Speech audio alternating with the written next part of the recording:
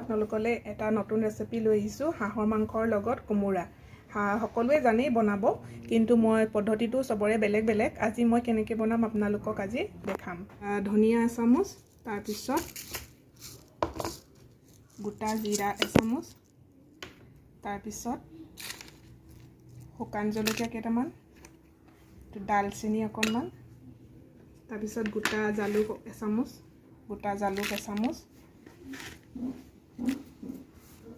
তাৰপিছত ইলাইচি দিব। এইখিনি অকণমান তিয়াই থৈ দিব। পাছত এইখিনি মছলাখিনি এতিয়া মিক্সি বাতি এটাত, এয়া নহৰু লৈছোঁ, পিঁয়াজ অলপ লৈছোঁ, এতিয়া মিক্সি বাতিটোত পিচি লওঁ। তাৰপিছত পিঁয়াজখিনি দিব। পিঁয়াজ ইয়াত মই 4টা পিঁয়াজ কাটি লৈছোঁ মিডিয়াম চাইজৰ, আৰু অলপ মানে তেলত দিবলৈ থৈ দিব। তাৰপিছত এয়া নহৰু নহৰু দি দিব ইয়াত একেলগে মিক্সি বাতিটোত। তাৰপিছত এইখিনি গ্ৰাইণ্ড কৰি ল'ব আপোনালোকে। মই এইখিনি মছলাখিনি গ্ৰাইণ্ড কৰি ল'লোঁ।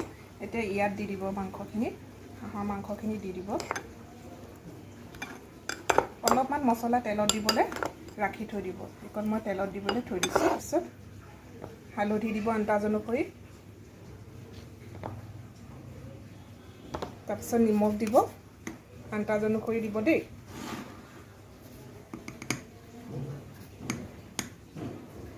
নিমখ দিব, বেছি মিঠাতেল দিব নালাগেই। মানে কেৰাহীখনত তেল দিব, চব অকণমান তেল দিব। তেলটো বেছি দিব নালাগে, হালধিও দি থোৱা আছে আৰু মাংসত তেলটো ওলাই হাঁহৰ মাংসত, সেইটো কাৰণে কমকৈ দিব।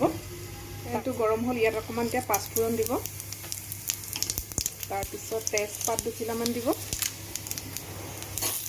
এই কটা পিঁয়াজখিনি দিব। ৰঙা হ'ল, এতিয়া কি কৰিব, এই মছলাখিনি যে থৈছিলোঁ আধা, এই মছলাখিনি দি দিব, লৰাই দিব।